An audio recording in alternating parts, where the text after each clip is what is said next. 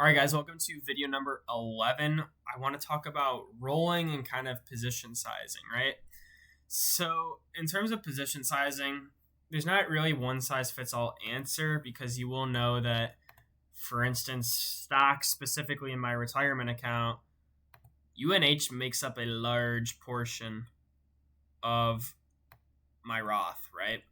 So, I would never really recommend, not that I can give any recommendation, but to have any one specific trade or investment thesis to be over 30% of a portfolio. I think that's very, very high. For UNH, it's a no-brainer. For me, I'm in very heavy, but for instance, if you look at things like Lululemon, and kind of explain that against my individual, that's about 25%.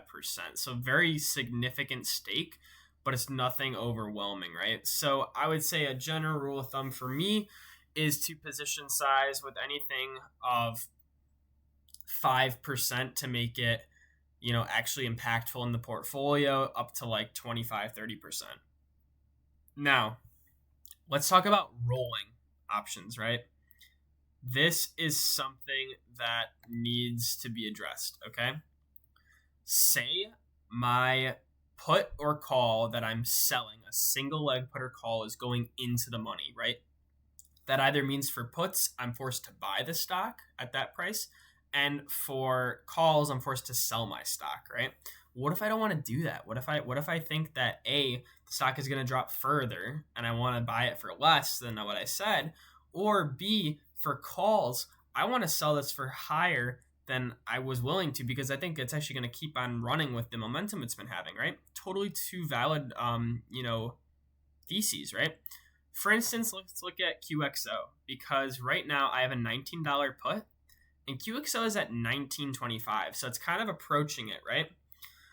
With single leg options, you have the ability to roll the position. And this means that you're changing the expiration, right? So you're essentially buying out of the contract that you are short and shorting another contract, right? So you're buying out of the current expiration that you have, selling for a new expiration. And then you can also change your strike price, right? So think about it.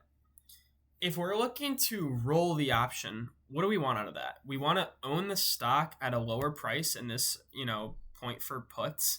And we also want to get compensated for the risk that we're continuing to get, right? So we want to roll out in time to get more extrinsic value. We want to roll down in the case of puts so that way we can buy it for a lower price. And we want to make sure that we are actually receiving a premium, right? Or credit for doing this, right? So if I take a look, if we're buying this $19 put to close, I receive a $115 debit, right? Or I don't receive it, like I'm buying out of it, right? So I have to pay $115, right? Now, if I'm looking on the option chain, I see the 18, which is a one strike down. So essentially, if I click this, this is a very solid roll because I'm getting a net change of 21 days. I'm going out 21 days. I am paying pretty much nothing because this is $2, so I'm going to say nothing, okay? And I'm taking $100 off the table because instead of putting up $1,900 of cash, I'm putting up $18 of cash, and I'm actually able to say, okay, if I get a sign now, I'll own QXO at 18 instead of 19, right? So that's the short put roll. Now, if I was going to go to say something like Snapchat, okay?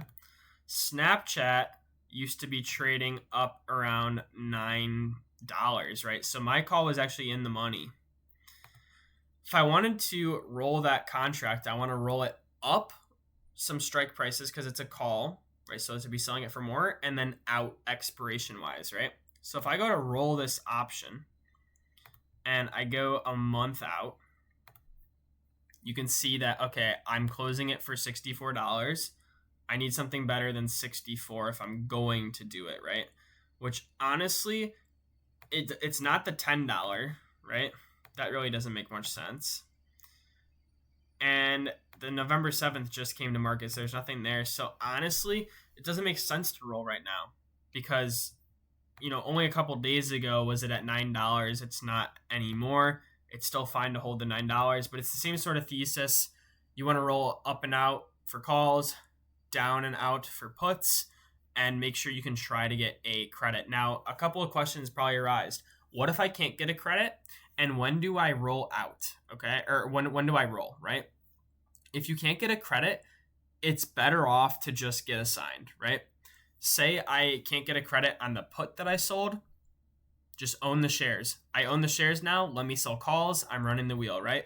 If you get assigned on your calls, unfortunately, I don't want to sell my shares, but you kind of have to, right?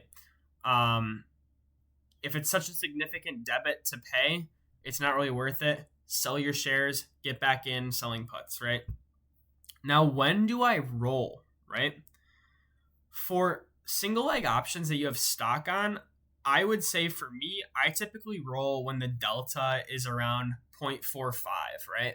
So this is where the option is just getting into the money, right? So say I sold a 30-day till expiration strike.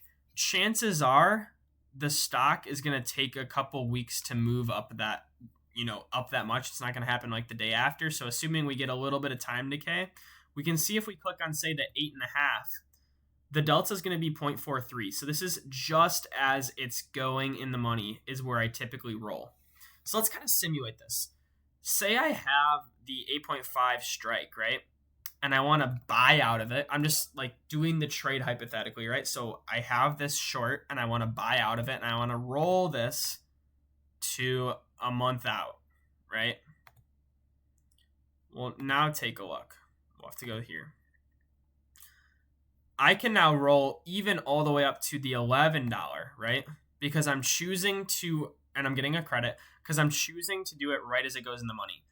Extrinsic value is a lot easier to work with than intrinsic value. Okay, let me show you. Say I waited to roll the call for the 16th, or at that point it's probably the 9-day till expiration. If it has really run up, it's probably taken some time. Say I have, sure, the 8, or even the 7.5, right? Even the 7.5, and I say, okay, I'm going out far, right? If I wanted to get out of this, I can only sell the 9, which isn't really that much out of the money, right? So by rolling a little bit earlier, you'll be able to go more out of the money, right? And it also begs the question, well, why do I have to go a month out, right? I understand that I want a credit, but like if I go like here, I can't really get that credit. Tack on more extrinsic value. I would say at most go 2.5 months out. So like December, which is technically 3, you'll be able to get a little bit more of a credit. But in this sense, it's better off to just get assigned because you can roll to the 9, which is fine. But there's no really point in rolling to the 10 because you're paying a bit of a cost, right? Stuff like that. And guys, this is also all applicable for puts as well. Because I mean, puts, if you are, say, this is going into the money, right? You have the $8 that you want to buy out of, and you want to sell, you want to roll the put down. You can absolutely roll down to the,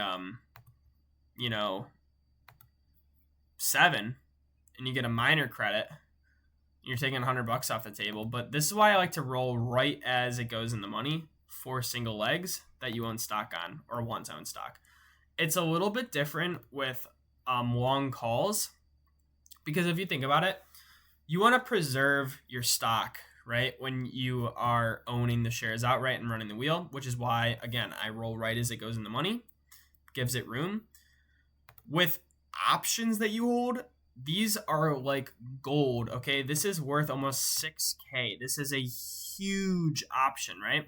You don't want to get rid of this, right? Because this is literally your synthetic shares. So instead, if you are, say, shorting an option against this, which I am, I'm actually short the 195, it's better to roll this when the delta is like 0.4, right? Because take a look. If you take on any risk, and I can actually show you the exact trade that I took on Lululemon to roll this, you want to make sure that you hold on to those shares or those synthetic shares, right? So take a look. You can see that I bought out of the 180 because Lululemon is at 179 pretty much right now, right? And I sold the 195. I paid $6 for that, which is pretty negligible to be able to hold the stock or hold the option for another $15 of potential upside, right? Because if I go to Lulu, you guys would know from the previous module, I believe it was video number 9 with the verticals, right?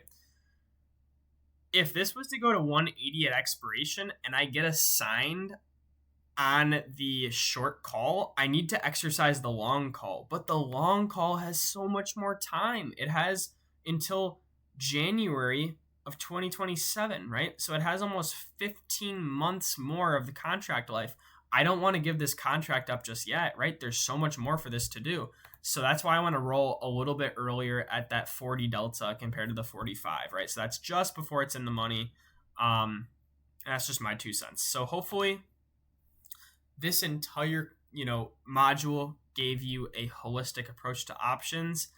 Just to run down again, we talked about what a call and a put is, right? The rights of them, premium, expiration dates, stuff like that.